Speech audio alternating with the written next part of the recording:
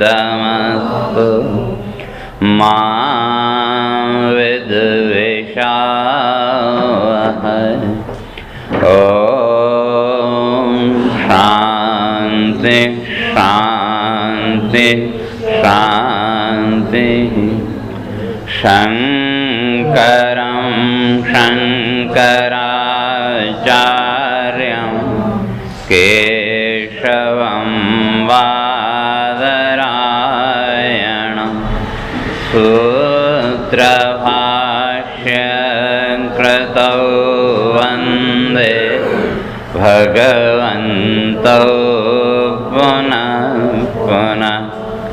ईश्वरो गुरुरात्मेति मूर्तिभेदविभागिने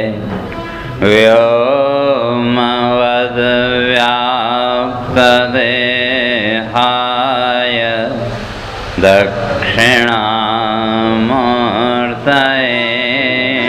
नमः। ओम शांति शांति शांति।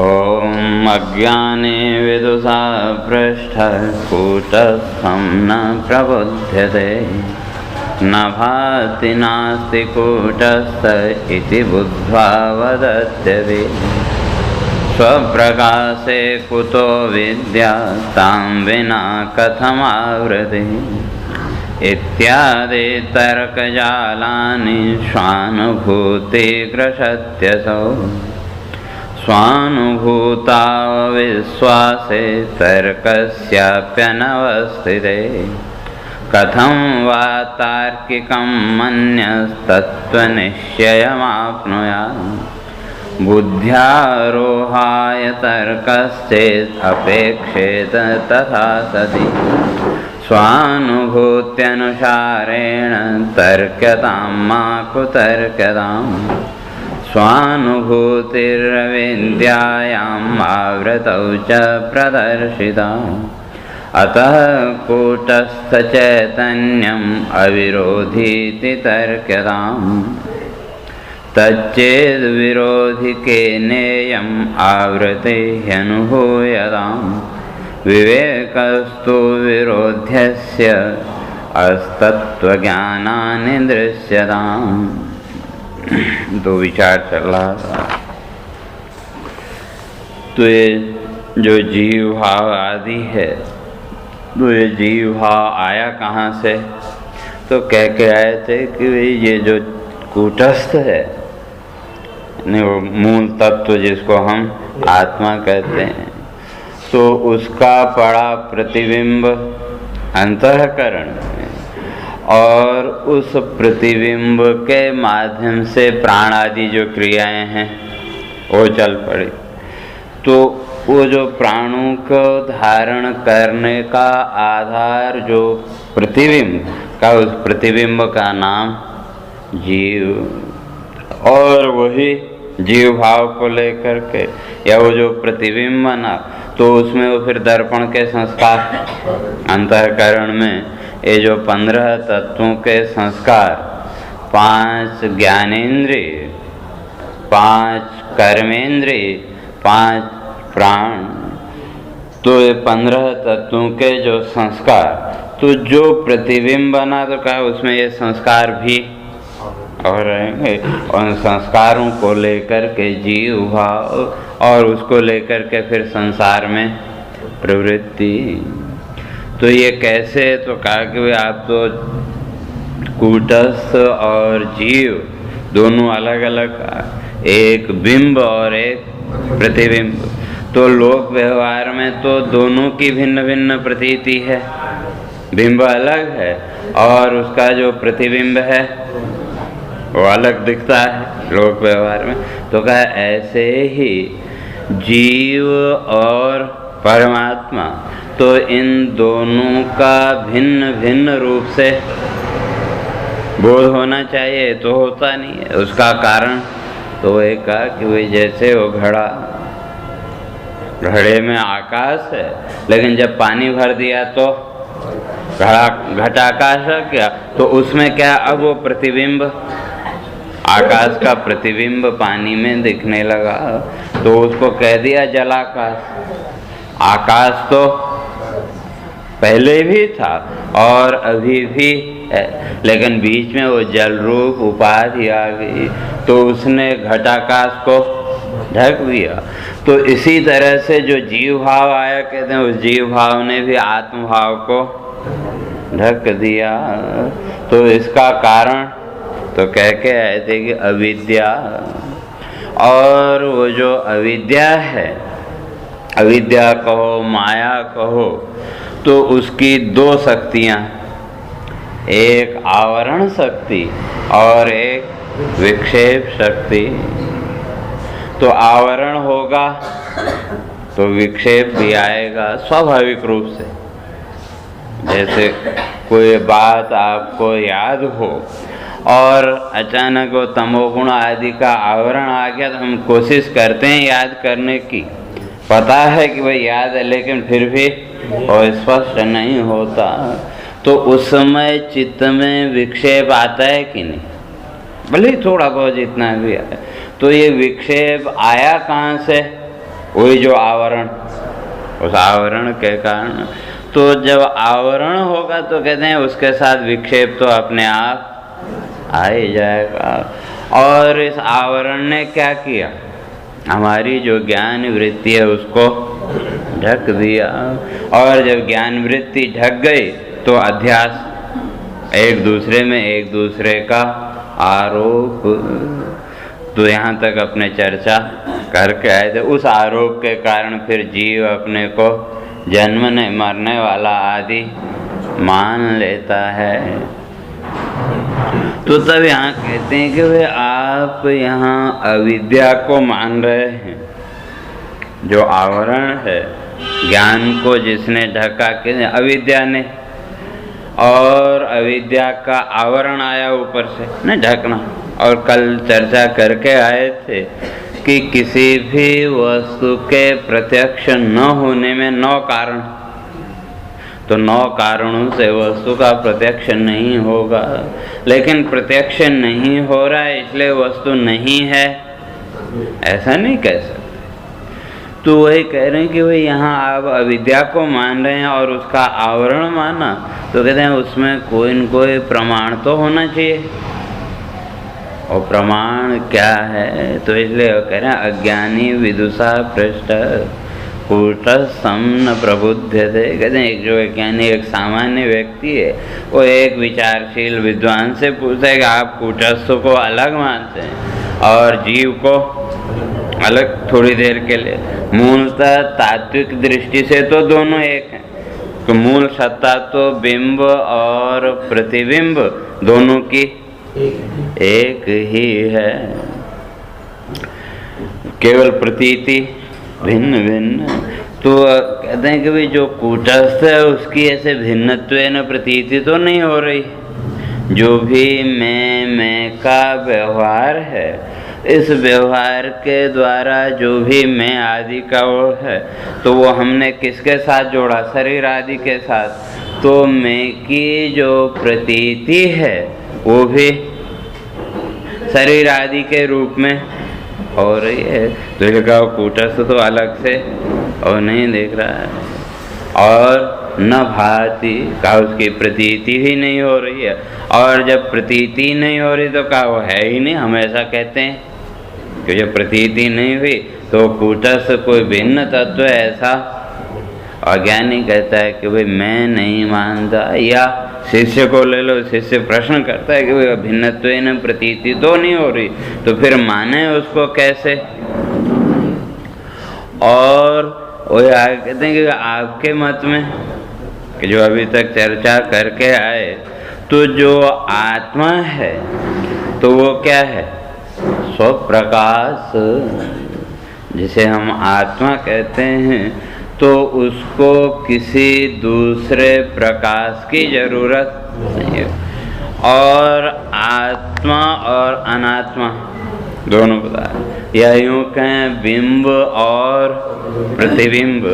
तो जो बिंब है उसकी तो स्वयं की सत्ता है, उसको तो किसी दूसरी सत्ता की जरूरत है नहीं। लेकिन जो प्रतिबिंब बना उसकी सत्ता स्वतंत्र नहीं है, क्योंकि बीच में दर्पण आदि उपाधि आ गई। तो इसी तरह से कहते हैं कि जो आत्मा है तो आत्मा का जो स्वरूप है वो क्या है? स्वप्रकाशत्वात् स्वयं प्रकाशवान। तो कैसे कि आज तक विचार करके देखो जीवन में, बाकी वस्तुओं के लिए आपको किसी न किसी प्रमाण की जरूरत पड़ती है। किसी भी भौतिक वस्तु का, सांसारिक वस्तु का जो ज्ञान है उसके लिए प्रमाण चाहिए, या किसी दूसरे से उसके बारे में पूछेंगे। लेकिन स्वयं के लिए कि मैं हूँ या नहीं हूँ, ये जानने के लिए किसी से पूछना पड़ा क्या? क्यों? स्वयं उसका अनुभव है कि स्वयं की जो सत्ता है, स्वयं का जो अस्तित्व है, वो जो अस्तित्व बोध है उसके लिए किसी दूसरे प्रमाण की जरूरत नहीं। तो ये जो आत्मा कहते हैं ये तो स्वप्रकाश है, स्वयं प्रकाश रूप है। और जहाँ प्रकाश है तो कहते हैं अविद्या नोपपद्यते, तो वहाँ अविद्या रह नहीं सकती, अर्थात अंधकार। जहाँ प्रकाश है वहाँ अंधकार रह नहीं सकता, और जहाँ अंधकार है वहाँ प्रकाश। और जिसे हम अंधकार कहते हैं, ये अंधकार क्या है? प्रकाश का अभाव। प्रकाश नहीं है तो हमने उसको अंधकार कहा। तो इसी तरह कहते हैं कि भाई ये दोनों, जो ये जीव भाव है और आत्म भाव, तो कहते हैं ये दोनों भिन्न भिन्न है। कैसे? वही प्रकाश और अंधकार की तरह, तमः प्रकाशवत।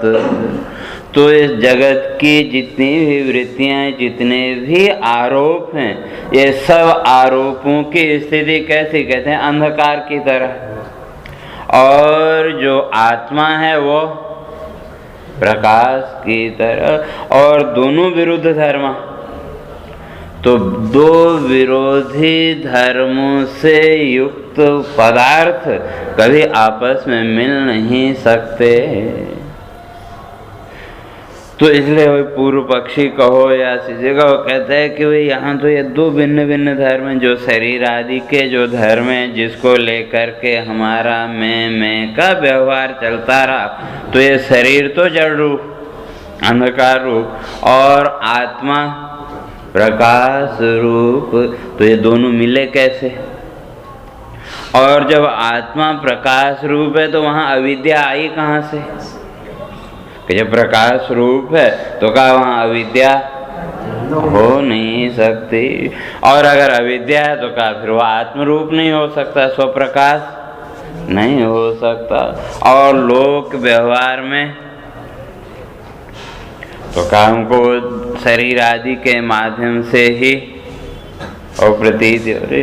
तो इसलिए ये जो दोनों हैं विरुद्ध स्वभाव होने के कारण कहते हैं इन दोनों का संबंध हो ही नहीं सकता। तो इसलिए कहते हैं कि आपका ये कहना कि वे अविद्या ने इसको ढक दिया, कहते हैं ये नहीं हो सकता।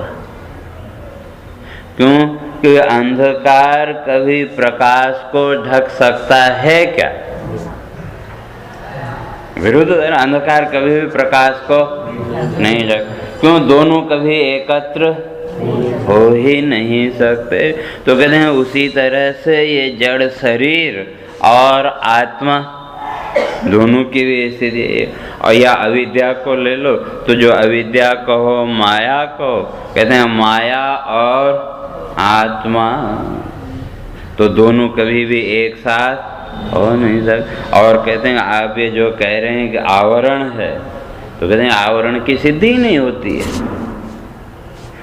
एक तरफ आप आत्मा को स्वप्रकाश भी मान रहे हैं, प्रकाश रूप भी मान रहे हैं, और दूसरी तरफ उसमें अविद्या का आवरण भी मान लिया, तो कहते हैं ये तो हो ही नहीं सकता, दुर्निरूपण, इसका निरूपण नहीं हो सकता।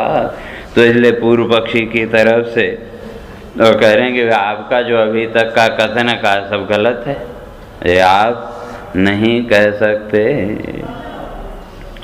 और कहा कि जब अविद्या का आरोप ही नहीं हो सकता तो कहते हैं फिर उसका निवारण क्या करना।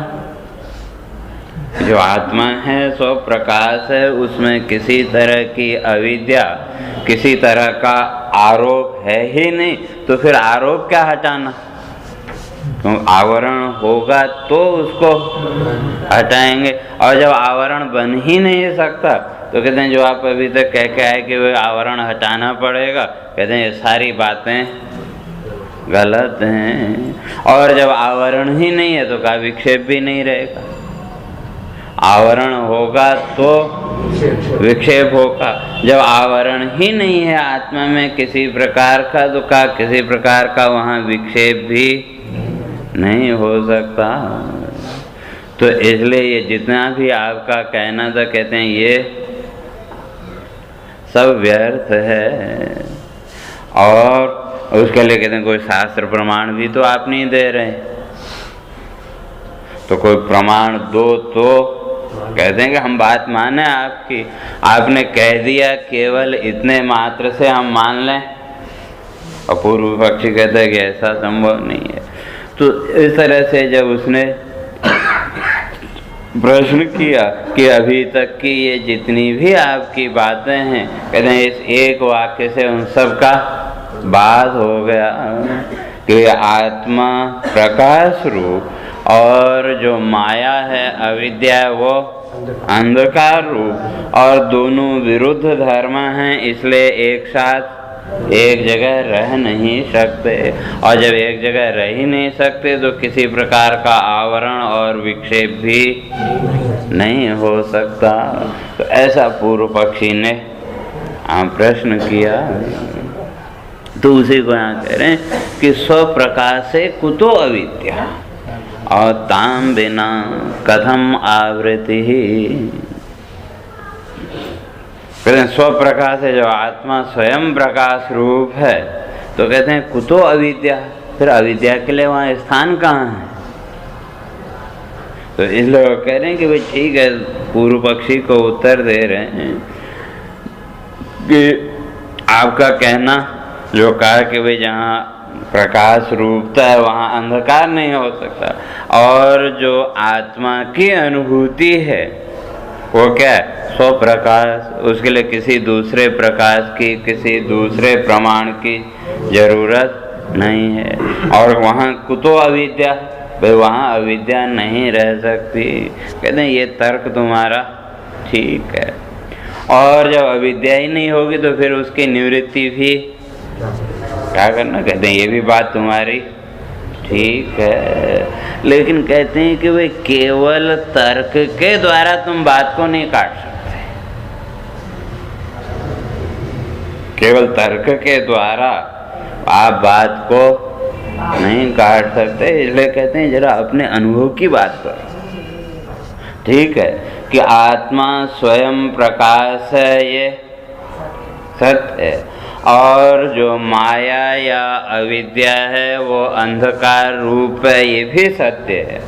और दोनों एक जगह नहीं इकट्ठे रह सकते, ये भी बात, लेकिन फिर भी आवरण दिख रहा है कि नहीं, उसका अनुभव है कि नहीं। तो इसलिए यहाँ कहते हैं कि भाई केवल तर्क जालानी, केवल ये तर्कों के द्वारा आप इसको असिद्ध है ऐसा नहीं कह सकते, क्यों जो तुम्हारी अनुभूति है, कहते हैं उस अनुभूति की बात करो। और जहाँ तक तर्क की बात है तो तर्क का प्रयोग कहाँ, न अविज्ञाते न निर्णीते अर्थे। तो जो अविज्ञात है जिसको हमने कुछ भी जाना ही नहीं है जिस वस्तु के विषय में, तो उसके बारे में भी तर्क नहीं हो सकता। किस आधार पर तर्क करेंगे? जब कुछ पता ही नहीं है तो वहाँ तर्क के लिए कोई स्थान है ही नहीं। पता ही नहीं है तो जैसा सामने से वैसा हम उसको स्वीकार कर लेते हैं। और जब एक बार निश्चय हो गया कि ये वस्तु ऐसी है, निर्णय पर पहुंच गए, तो भी फिर तर्क के लिए कोई स्थान नहीं। तो ये जो तर्क है, तर्क का उपयोग कहाँ? कहते हैं संशय ते अर्थे, जिसमें कुछ संशय हो, कुछ संदेह हो, अर्थात थोड़ी जानकारी भी है, थोड़ा ज्ञान भी है और अज्ञान भी है। तो जहाँ ज्ञान और अज्ञान ये दोनों वृत्तियाँ मिलेंगे वहाँ संशय होगा। और जहाँ संशय कहते हैं वहाँ फिर तर्क उत्पन्न होगा कि भाई ये ऐसा है या ऐसा है। और जहाँ तक तर्क है तो इसके भी जो तर्क करते हैं तो इसके भी भेद हैं। तो एक तो केवल उसमें 3 वेद के वाद, जल्प और वितंडा। तो जो वितंडा है तो वहाँ भी तर्क है, लेकिन वहाँ केवल दूसरे की युक्तियों को काटना। सामने वाला जो बात कहे उसकी बात को काटना, लेकिन अपना कोई सिद्धांत नहीं बताना। केवल सामने वाला जो कह रहा है उसका करना, तो वो वितंडा। और जल्प, अपनी बात को हमेशा ऊपर रखना। और तीसरा वे अपनी भी बात कहना, सामने वाले की भी बात सुनना, और दोनों के विचार विमर्श के द्वारा एक निश्चय पर पहुंचना। तो इसलिए कहते हैं वो जो वाद है, तो वाद में भी क्या, वहाँ भी जितना भी तर्क है उसमें भी छल आदि का प्रयोग तो होता ही है। लेकिन यहाँ कह रहे हैं कि केवल तुम कुतर्कों के द्वारा, केवल ये जो है तो वितंडावाद, यहाँ उसी वितंडा की बात कर रहे हैं। केवल सामने वाले की युक्ति को काटने से कहते हैं तुमको किसी निश्चय की प्राप्ति नहीं होती। इसलिए केवल तर्क की जरूरत, लेकिन तर्क के साथ साथ कहते हैं अपने अनुभव का भी विचार करो, अपने अनुभव की भी बात करो। तो और केवल अगर तर्कों में ही रहे तो कहते हैं ये जो तर्क है, तर्क जालानी स्वानुभूति गृहत। कहते हैं ये जो तर्क जाल, एक तर्क के ऊपर दूसरा, दूसरे के ऊपर तीसरा, कहते हैं इसके द्वारा तुम क्या कर रहे हो? कहते हैं अपना जो अनुभव है उस अनुभव को ही झूठा सिद्ध कर रहे हो। हमारी बात को झूठा सिद्ध कर रहे हो ऐसा नहीं, कहते हैं तुम्हारा जो अनुभव उसको झूठा बता रहे हो। क्यों?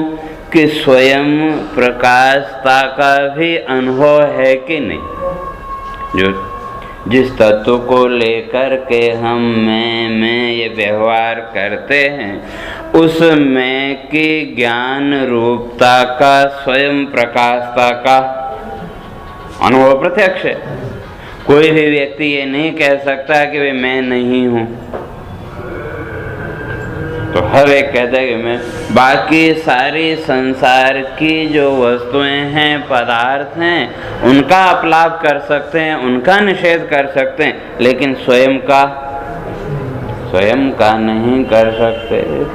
और स्वयं को जानने के लिए आपको किसी दूसरे प्रमाण की भी जरूरत नहीं है। तो स्वयं की स्वप्रकाशता सिद्ध है कि नहीं, आत्मा की स्वप्रकाशता। और ये सब जानते हुए भी ये संसार के जितने भी आरोप हैं, तो इन आरोपों को लेकर के मैं सुखी हूँ, मैं दुखी हूँ, मैं ज्ञानी, मैं अज्ञानी इत्यादि भाव भी आए कि नहीं। और ये भावों का भी आपको अनुभव है कि नहीं। तो वही यहाँ कह रहे हैं कि केवल तर्क मत करो, कहते हैं थोड़ा अपने अनुभव से भी विचार करो। और केवल अगर तर्कों में ही उलझे रहे तो कुछ मिलने वाला नहीं है। क्यों? तर्का प्रतिष्ठानात्। तो सूत्र कहते हैं तर्का प्रतिष्ठानात्। क्यों? जो तर्क है उस तर्क की अपनी कोई प्रतिष्ठा नहीं है। केवल तर्क का काम आपको एक निश्चय तक पहुंचा, लेकिन केवल तर्क भी आपको वस्तु की सिद्धि नहीं करा सकता। तो उसके लिए थोड़ा अनुभव भी चाहिए। तो इसलिए कहते हैं केवल तर्क आप करो और स्वयं का जो अनुभव है उसको एक किनारे कर दो। तो कहते हैं तत्व निश्चय न क्वापि स्यात्। कभी भी उसे तत्व का निश्चय नहीं हो सकता। अगर किसी निश्चय पर पहुंचना है तो उसके लिए तर्क भी चाहिए और आपका स्वयं का जो अनुभव है वो भी चाहिए। तो जहाँ आपका अनुभव और शास्त्रीय तर्क केवल देखा देखेगा नहीं, बल्कि शास्त्र सम्मत जो तर्क, तो जहाँ ये दोनों होंगे तो कहते हैं तब आप किसी निश्चय पर पहुंचेंगे। तो उसी को आगे कहते हैं कि वे अगर आप केवल अगर तर्क करें तो कहते हैं आप अपने अनुभव पर विश्वास नहीं करते। अगर केवल तर्क कर रहे हैं तो आपको अपने अनुभव पर विश्वास नहीं है, और जब आपको अपने ही अनुभव पर विश्वास नहीं है तो कहते हैं आपका तर्क भी नहीं टिक सकता। जो भी लोग व्यवहार में भी अगर हम तर्क करते हैं तो ज़्यादा हो गया तो हम क्या कहते हैं, इसका हमको अनुभव है, कहते हैं कि नहीं? तो जो भी लोग व्यवहार में हम तर्क करते हैं उसके पीछे आधार क्या है? अपना अनुभव। और उसके साथ साथ जो भी शास्त्रीय वाक्य हमने सुने या पढ़े हैं थोड़ा सा, वो तो दोनों को हम मिला करके तर्क, अपना अनुभव और ज्ञान, शास्त्रीय ज्ञान, लौकिक ज्ञान, और केवल अकेले तर्क करें तो भी गड़बड़ा जाएंगे, और केवल अकेले अनुभव की बात करें तो भी उसके लिए तर्क भी देना पड़ेगा। तो वही कहते हैं तो स्वानुभूतो अविश्वासे तर्कस्याप्यनवस्थिते। कहते हैं कि ये जो तुम्हारा तर्क है, पूर्व पक्षी को कह जो उसने कहा कि दोनों एक साथ रह नहीं सकते, कि कूटस्थ भी हो और उसमें उस अविद्या का, माया का आरोप भी हो, तो ये दोनों एक जगह रह नहीं सकते। कहते हैं सिद्धांत की दृष्टि से सैद्धांतिक रूप में हम भी ये स्वीकार, लेकिन केवल तुम्हारा ये कहना कि ये नहीं, एक बात गलत है, कहते हैं ऐसा, तो इसका अर्थ क्या है? तो कहते हैं स्वानुभूतो अविश्वास। तुम्हारा अपनी जो अनुभूति है कूटस्थ की, उस चेतना की जो आपको अनुभूति हो रही है, किस रूप में? स्व के रूप में, मैं के रूप में, तो कहते हैं उस पर फिर तुम्हारा विश्वास नहीं है। और जब अपनी ही अनुभूति पर, स्व पर आपका विश्वास नहीं है तो कहते हैं तर्कस्य अनुभवते, कहते हैं तुम्हारा तर्क भी नहीं बन सकता। ठीक है, थोड़ा दो चार बातें आप बोलोगे, लेकिन जब अपने अनुभव को आधार नहीं मानोगे तो कहते हैं तुम्हारा तर्क अपने आप खंडित हो जाएगा। इसलिए ऐसे तर्क की कोई प्रतिष्ठा नहीं। और ये जितना भी तर्क है अनुभव के बिना, क्योंकि जो अनुभव है वो आपके लिए एक प्रमाण है। लौकिक वस्तुओं को जानने के लिए हमको प्रमाणों की जरूरत पड़ती है, और आपका जो अनुभव है सुख दुख आदि का, मैं का इत्यादि, तो स्वयं को जानने के लिए सबसे बड़ा प्रमाण क्या है? वही स्व का अनुभव। और जितने भी तर्क हैं किसी प्रमाण के बिना हो सकते हैं क्या? जो भी आप तर्क करें, उस तर्क के पीछे कोई न कोई प्रमाण तो आपको देना पड़ेगा। और कहते हैं यहाँ तो आत्मविद्या की बात है, तो इसलिए यहाँ सबसे बड़ा प्रमाण क्या है? स्वयं की वो जो अनुभूति। और कहा कि वे जो स्वप्न आदि हैं, तो स्वप्न आदि को तो आप भ्रम कह सकते हैं। स्वप्न में जो भी आपको अनुभूति हुई भौतिक वस्तुओं की, उन सब अनुभूतियों को आप भ्रम कह सकते हैं, लेकिन स्वप्न की भी स्व की जो अनुभूति है उसको तो भ्रम नहीं कहते। हाँ, सुखी दुखी इत्यादि जितने भी वहाँ अनुभव वो सब भ्रम है, लेकिन स्व का तो वहाँ भी अनुभव है। तो कहते हैं इसी तरह से तो ये जो स्व का आपका अनुभव है तो स्वप्न भ्रम हो सकता है, और जागृत के जितने भी ये आरोप हैं, जितनी भी प्रवृत्तियां हैं, इन सबको हम भ्रम कह सकते हैं, लेकिन स्व का जो प्रमाण है, स्व की जो अनुभूति है, उसको तो भ्रम नहीं कह सकते। तो इसलिए प्रमाण तो वो स्व की अनुभूति। और अगर उसके बिना ही आप तर्क करेंगे तो कहते हैं तर्कस्य प्रतिष्ठान, उस तर्क की तो कोई प्रतिष्ठा है ही नहीं। जब पीछे कोई प्रमाण ही नहीं है तो वो तर्क भी किसी काम का नहीं। वो तो क्या, केवल वितंडा, तो केवल सामने वाली की युक्तियों को काटना, आपने जो कहा तो उसका खंडन करना बस। अब वो कैसे होगा, उसके पीछे प्रमाण क्या है, वो कोई प्रमाण नहीं, लेकिन सामने वाले की बात को काटना। कई बार लोग व्यवहार में भी होता है, कभी कुछ मन में ऐसी बात आए तो हम डट जाते हैं कि सामने वाला जो बोले उसका खंडन करना है, उसको गलत सिद्ध करना। तो कहते हैं बिना प्रमाण के, बिना अनुभव के जो तर्क है, कहते हैं ये तो यही है, केवल खंडन करना। और खंडन करने मात्र से किसी वस्तु की सिद्धि हो जाएगी, ऐसा नहीं। तो इसलिए कहते हैं इस तरह से जो तार्किक लोग हैं, ऐसे जो कुतर्क करने वाले कि ये ऐसा नहीं हो सकता, ऐसे जो केवल खंडन करने वाले हैं, तो कहते हैं कथम वा तार्किकम मन्यः तत्व निश्चयम आपने। कहते हैं इन तर्कों के द्वारा क्या आप ये मानते हैं कि तत्व निश्चयम आपने, आपको उस तत्व का निश्चय हो जाएगा। तो वो जो पहले प्रश्न किया शिष्य को या पूर्व पक्षी को, तो उससे फिर उल्टा प्रश्न करना, क्या तुम ये समझते हो कि ये केवल तर्क के द्वारा तुम निश्चय तक पहुंच जाओगे? तो कहते हैं नहीं, केवल थोथे तर्क के द्वारा आप किसी निश्चय तक नहीं पहुंच सकते। इसलिए वहां तर्क करो, उसमें दोष नहीं, लेकिन कैसा करो?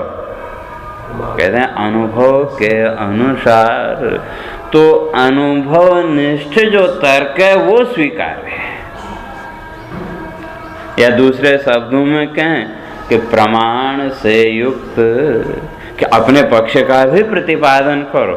ठीक है, सामने वाले की बात को काटो अपने तर्क के द्वारा, उसमें दोष नहीं, लेकिन साथ ही साथ अपने पक्ष का भी तो प्रतिपादन करो। कहते हैं आप तो केवल बात काट रहे, तो अपने पक्ष का प्रतिपादन तो कर ही नहीं। क्यों? जब आपने अपने अनुभव पर ही विश्वास नहीं है, अपने अनुभव को ही स्वीकार नहीं कर रहे, तो कहते हैं कि किसी प्रमाण को भी आप, किसी बात को भी आप सिद्ध नहीं कर सकते।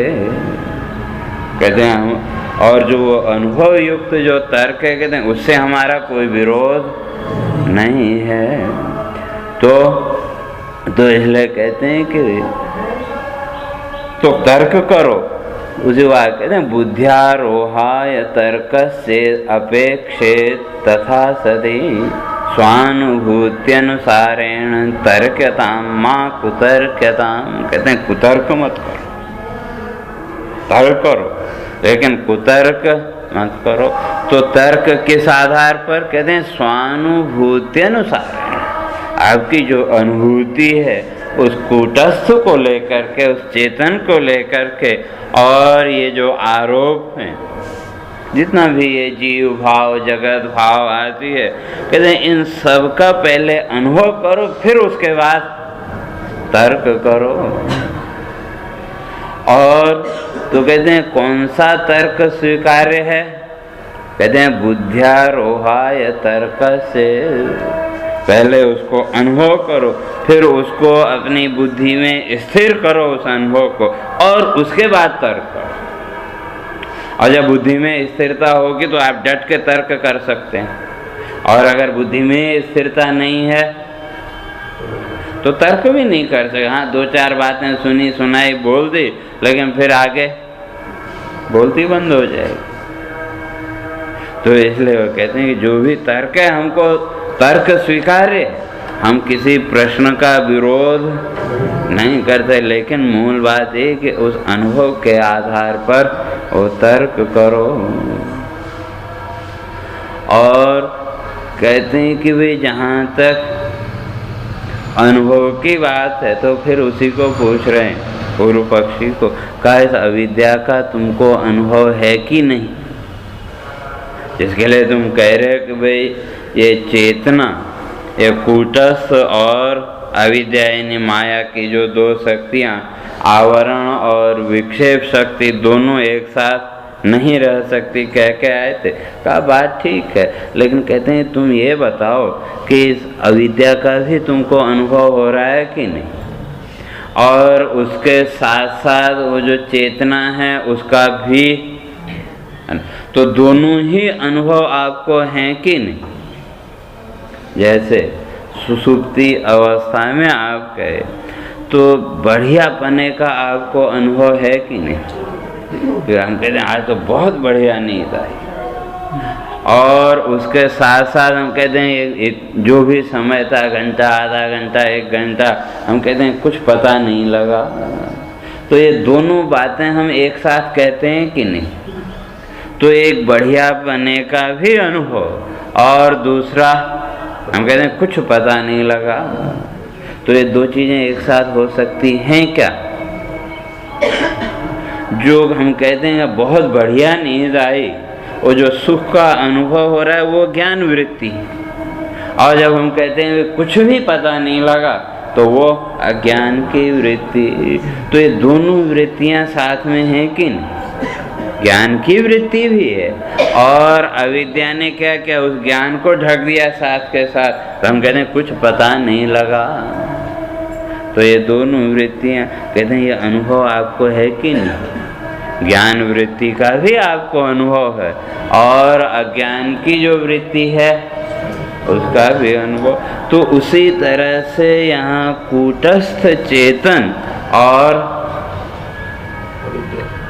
जीव भाव आदि, अविद्या आरोपित ये जितने भी भाव हैं, जीव भाव आदि, कहते हैं इन दोनों का आपको अनुभव है कि नहीं? तो कहते हैं जब अनुभव है तो का तर्क करो। तो कहते हैं हम तुम्हारे हर प्रश्न का उत्तर देने के लिए तैयार हैं। और कहते हैं कि वे जहाँ तक ये अनुभव है, अविद्या आदि जो भी है, तो क्या जिसे हम कूटस्थ कह रहे हैं, जो चेतन है, जो आत्मा है, वो इसका विरोधी नहीं है। दो विरोधी तत्व हों तो ठीक है, एक दूसरे के सामने नहीं रहेंगे। तो हमारे यहाँ जो चेतन तत्व है तो उस अविद्या का विरोधी नहीं है, और उसका सहयोगी भी नहीं, उसे कोई विरोध भी, वो तो तटस्थ। तो वे कहते हैं स्वानुभूति अविद्यायाम आवृतौ च प्रदर्शिता, अतः कूटस्थ चैतन्यम अविरोधी तर्कदाम। कहते हैं तुमको ठीक है तर्क करना है, तो ये जो अविद्या है, तो इस अविद्या ने क्या किया? कहते हैं स्वानुभूति आवृत, आपको स्व की अनुभूति तो है, लेकिन वो जो स्व की अनुभूति है अभी इस समय वो आरोपित है कि नहीं, अविद्या के द्वारा ढकी हुई है कि नहीं? हमने शरीर के साथ या अन्य जो भी नाम आदि हैं उसके साथ अपने को जोड़ लिया, बांध लिया, तो अपने को उसी रूप में मानने लगे कि नहीं। तो स्व का भी अनुभव है और उसके साथ साथ वो अविद्या वृत्ति ने उस अनुभव को ढक भी दिया कि नहीं। तो इसलिए स्व का अनुभव होते हुए भी स्पष्ट बोध नहीं होता। तो कहते हैं यही तो हम कह रहे हैं, हमको अलग से बात नहीं कह रहे, हम तो ये कह रहे हैं स्व का अनुभव है, लेकिन अविद्या वृत्ति ने, माया वृत्ति ने क्या किया, उस अनुभव को ढक दिया। और जब उस अनुभव को ढक दिया तो स्व का तो बोध गायब हो गया और अपने को इन आरोपों के रूप में मानने लगे। तो इससे सिद्ध होता है, कहते हैं कि अतः कूटस्थ चैतन्यम अविरोधी। वो जो चेतना है और जो आत्मा का वो अविद्या आदि इनकी विरोधी नहीं है। कि जैसे प्रकाश और अंधकार दोनों एक दूसरे के विरोधी, जो प्रकाश है वो अंधकार का विरोधी, तो जहाँ प्रकाश है वहाँ अंधकार नहीं टिक सकता और जहाँ अंधकार है तो वहाँ प्रकाश नहीं हो सकता। तो इसलिए कहते हैं हमारे वहाँ तो वो दोनों विरोधी हैं, लेकिन यहाँ जो चेतना और अविद्या, तो चेतना का उस अविद्या के साथ कोई विरोध नहीं है। तो इसलिए विरोध नहीं है, इसलिए दोनों एक साथ रह रहे हैं, लगते हैं दोनों ही एकदम भिन्न भिन्न। तो इसलिए उसी को आज कहते हैं अविरोधी थी, वो अविरोधी है। तो कहते हैं ये हमने सिद्धांत बता दिया, अब तर्क करो कि जो कूटस्थ चेतन है वो और अविद्या, ये दोनों में विरोध नहीं है कि वो एक जगह रह ही नहीं सकते। कहते हैं ऐसा नहीं है, क्यों, वो तो अनुभव सिद्ध है कि दोनों एक की एक साथ अनुभूति हो रही है, कि मैं की भी अनुभूति और साथ ही साथ अविद्या की भी अनुभूति, जो है आरोप आदि। तो इससे सिद्ध हो गया कि दोनों में विरोध नहीं है। लेकिन जहाँ तक गुण धर्म की बात करें, स्वरूप की बात करें, तो उससे दोनों अलग अलग स्वरूपतः दोनों अलग अलग, एक प्रकाश रूप, एक अंधकार रूप, लेकिन वो भौतिक जगत के प्रकाश अंधकार की तरह नहीं, वहाँ विरोध है। कहते हैं यहाँ विरोध नहीं है। तो कहते हैं अब उसका अनुभव करो। उसको कह रहे हैं अभी तक क्या मान रहे थे कि वे जो आत्मा है, आत्मा और अविद्या, जैसे पहले कहा कि दोनों प्रकाश और अंधकार की तरह हैं, तो जो शिष्य था उसने क्या मान लिया कि वे दोनों विरोधी होंगे, प्रकाश अंधकार की तरह। कहते हैं वो विरोधी नहीं है।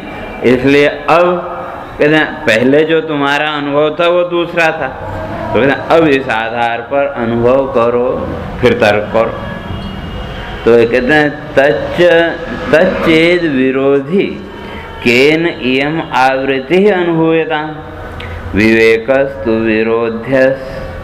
विरोध्यस्यास्तत्वज्ञानिनी दृश्यता। कहते हैं तच्चेद विरोधी ना, तो कहते हैं अगर उसको हम विरोधी मान लेते, अगर दोनों ही विरोधी होते एक दूसरे के, कि जो अविद्या है उसके साथ अगर इस चेतना का, आत्मा का विरोध होता, तो कहते हैं फिर ये अनुभव किसको होता। तो जो अनुभव कर रहा है, जिसको अनुभव हो रहा है इस अविद्या का, अज्ञान का, तो जब अनुभव हो रहा है तो विरोध तो नहीं। हाँ, जिसका अनुभव हो रहा है वो वस्तु पृथक, जो भी वस्तु जगत में जिस किसी भी वस्तु का हमको बोध हुआ, तो वो वस्तु अपने से भिन्न, क्यों भिन्न वस्तु का ही हम ज्ञान प्राप्त कर सकते हैं। जो अभिन्न है, जहाँ अभिन्नता है तो वहाँ तो ज्ञान आदि वृत्तियाँ भी रह नहीं सकती। तो ये सब वृत्तियाँ कहाँ रहेंगे जहाँ भेद होगा। तो इसलिए यहाँ कह रहे हैं कि भाई ये जो अविद्या आदि की, ये जो आवरण का अनुभव हो रहा है, कई बार कहते हैं ना कि आज मेरा मन काम नहीं कर रहा या बुद्धि काम नहीं कर रही, या हम कहते हैं भाई याद तो है लेकिन अभी याद नहीं आ रहा है। तो ये आवरण का अनुभव हो रहा है कि नहीं? तो जिसका अनुभव हो रहा है तो उससे कोई विरोध है क्या? अगर विरोध हो तो अनुभव नहीं हो सकता। अगर अनुभव हो रहा है तो कहते हैं वहाँ कोई विरोध, लेकिन दोनों एक नहीं हो सकते। जिसका अनुभव हो रहा है और जो अनुभव कर रहा है दोनों हैं भिन्न भिन्न, लेकिन विरोध नहीं। तो वो यहाँ कहते हैं अगर विरोध हम मानेंगे तो कहते हैं फिर ये अनुभव किसको? केन इयम आवृत्ति अनुभूयताम। तो ये जो आवरण आदि है, ये जो विक्षेप आदि है, इस विक्षेप का अनुभव किसको होगा? विक्षेप का अनुभव तो फिर हो नहीं सकता, इसलिए अनुभव हो रहा है। तो इसका अर्थ क्या है कि दोनों में अविरोध है। तो कहते हैं विवेकस्तु विरोधी अध्यासस तत्वज्ञानिनी दृश्यताम। कहते हैं ये जो विचार है, ये जो अध्यास हो गया ना कि स्व की भी अनुभूति और उसके साथ साथ जो आवरण आया उस आवरण का भी अनुभव। जैसे कोई बात याद हो, याद करने की कोशिश करते हैं और नहीं याद आई तो हम क्या कहते हैं कि इस समय याद नहीं आ रहा या बुद्धि काम नहीं कर रही इत्यादि। तो उस समय ये दो वृत्तियां हैं कि नहीं? एक स्वयं के ज्ञान रूपता की भी वृत्ति है कि मैं जानता हूँ इत्यादि, और उसके साथ में दूसरी वृत्ति को आवरण आदि को लेकर भाई इस समय बुद्धि आदि काम नहीं कर रहे इत्यादि वृत्तियाँ। तो उसमें हम क्या करते हैं? आरोप कर लेते हैं। स्वयं के शुद्धता का भी, स्वयं के ज्ञान रूपता का भी बोध है और साथ में उस अज्ञानता का भी बोध हुआ, उसका भी अनुभव हुआ, लेकिन उस अज्ञानता को हमने कहाँ आरोपित कर लिया? अपने ऊपर। तो अपने को क्या मान लिया? ज्ञानी अज्ञानी इत्यादि। तो ये सब क्या है? आरोप मात्र। तो कहते हैं कि भाई ये जो विवेक है, विचार है, कि जब इस अनुभव के द्वारा अपना जो अनुभव है उस अनुभव का जब आप विचार करेंगे तो उस विचार के द्वारा विवेक उत्पन्न होगा। इसलिए विवेक का लक्षण ही किया उपनिषद विचार जन्य ज्ञानम विवेक। जो विवेक है, विवेक अर्थात जो शास्त्र हैं, उपनिषद आदि, गीता आदि, और ये जितनी भी पुस्तकें हैं, इन सारी पुस्तकों में है क्या? एक विचार प्रक्रिया। और विचार करके देखें तो उस विचार प्रक्रिया के अतिरिक्त और, तो जब वो एक बार वो विचार प्रक्रिया जीवन में पकड़ में आ गई तो विचार की प्रक्रिया शुरू होगी। तो विचार के द्वारा कुछ न कुछ तो पकड़ में आएगा। जैसे कभी कोई समस्या आ जाए तो बार बार हम उसका विचार करते हैं कि नहीं, और बार बार विचार के द्वारा उसी में से कोई न कोई रास्ता निकल आता। तो ये कहाँ से आया? कोई विचार के द्वारा बार बार जब आपने उसका चिंतन किया तो उसी में से जब धीरे धीरे बुद्धि वृत्ति शुद्ध हुई, अंतःकरण की वृत्ति शुद्ध हुई, तो वहाँ वो प्रकाश रूप से और सामने आया। तो उसी तरह से कहते हैं ये जो आपका अनुभव है विद्या और अविद्या का, या कूटस्थ और माया का, आवरण का, तो कहते हैं इसका विवेक करो, इसका विचार करो। तो उस विचार के द्वारा क्या होगा? ये जो अध्यास है, ये अध्यास हटेगा। जो अभी तक हमने आरोप करा, अभी तक तो उस अध्यास को ही सत्य मान लिया, लेकिन जब विचार करेंगे तो कहते हैं उस विचार के द्वारा ये जो अध्यास है, आरोप है, धीरे धीरे ये आरोप हटता चला जाएगा। और जब आरोप हटेगा तो ये पहले कह के आए थे, स्वात्मे व अवशिष्यते, केवल एकमात्र वो आत्म भाव ही बचा रहेगा। तो इसलिए कहते हैं विवेकस्तु विरोधी। तो जो विवेक है तो इस अध्यास को हटाने का एकमात्र साधन। तो कहा इस विवेक का पता कैसे लगेगा? तो कहते हैं ज्ञानिनी दृश्यता, कि जो ज्ञानी लोग हैं, जो विचारशील लोग हैं, उच्च कोटि के लोग हैं, साधक लोग, कहते हैं वहाँ देखो उस विवेक का, विचार का फल वहाँ आपको देखने को मिलेगा। क्यों? विचार तो हम सब करते हैं, लेकिन ज्ञानी और अज्ञानी दोनों में अंतर क्या? विचार की प्रक्रिया दोनों के जीवन में है, लेकिन जो अज्ञानी जिसे हम कहते हैं वो केवल भौतिक पदार्थों का विचार करता है, और जिसे हम ज्ञानी कहते हैं वो उस तत्व का चिंतन करता है, तत्व का विचार करता है। बस इतना ही अंतर है। बाकी जीवन की सारी प्रक्रियाएं एक जैसी, केवल अंतर है तो विचार प्रक्रिया में। तो इसलिए कहते हैं ज्ञानी दृश्यता, वो जो विवेक है, विचार प्रक्रिया की जो दृढ़ता, कहते हैं वो जो ज्ञानी है उनमें देखो। और वो विचार प्रक्रिया के द्वारा धीरे धीरे जब आवरण हटेगा तो कहते हैं चित्त का जो विक्षेप है वो भी अपने आप दूर होगा। और जब चित्त का विक्षेप हट गया तो अपने आप शांति जीवन में आएगी। शांति कहीं से लानी नहीं पड़ेगी। जब तक ये आवरण है तो तब तक विक्षेप रहेगा, और जब तक विक्षेप होगा तब तक अशांति रहेगी। तो इसलिए अगर शांति चाहिए जीवन में, बाह्य शांति नहीं, आंतरिक शांति, तो उसका साधन कहते हैं यही विवेक। और किसका विवेक? पहले कह के आए थे, तीन चीजों का विचार करो। किसका? जगत, जीव, परात्मा। जगत का, जीव का और उस आत्मा का। तो अब किस आधार पर विचार करें? कहते हैं स्वानुभूति, आपका जो अनुभव है, स्व का अनुभव, और दूसरा वो जो आरोपित अविद्या आदि है उसका जो अनुभव है। इन दोनों अनुभवों को लेकर के विचार करो तो क्या आरोपित है, क्या मिथ्या है और क्या सत्य है, वो अपने आप स्पष्ट होगा।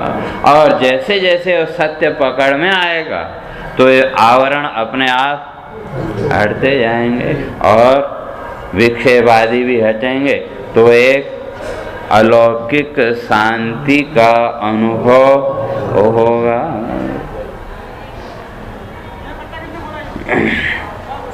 तो कहते हैं ठीक है, यहाँ तक ये जो आवरण है उसको दिखाया और उसको हटाने का। फिर आगे कहते हैं कि ये जो विक्षेप है, तो आवरण है तो आवरण के साथ विक्षेप भी तो रहता है। ठीक है, ये आवरण तो ये अविद्या के द्वारा है, कहते हैं आपने कह दिया कि भाई ये अनुभव के द्वारा इसका विचार करने से ये हट जाएगा। तो कहते हैं लेकिन ये जो विक्षेप है, ये विक्षेप तो केवल जागृत में ही नहीं है, बल्कि स्वप्न आदि में भी है कि नहीं। आवरण की जो अनुभूति है वो तो जागृत में प्रत्यक्ष हो रही, लेकिन स्वप्न आदि में उतनी स्पष्ट नहीं है। लेकिन जो विक्षेप है, कहते हैं वो विक्षेप तो जागृत कालीन अवस्था में भी है और स्वप्न में भी है, और ज्यादा विक्षेप हो जाए तो सुसुप्ति तक भी नहीं जाने देगा।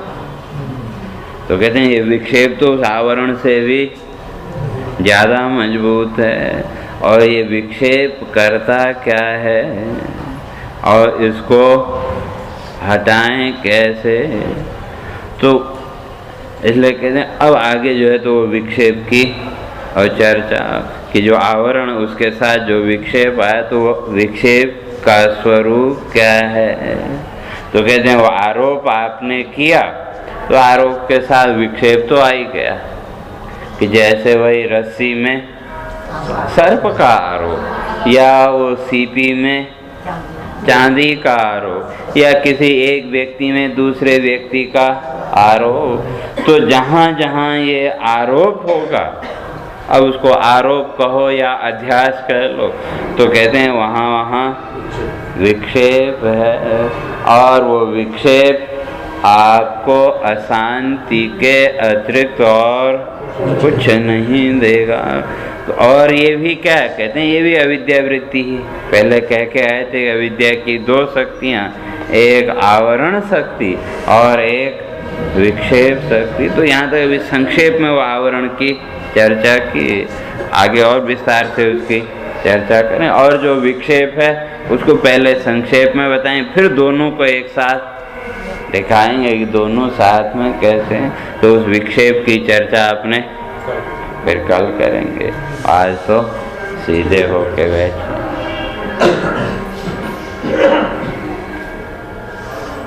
हरे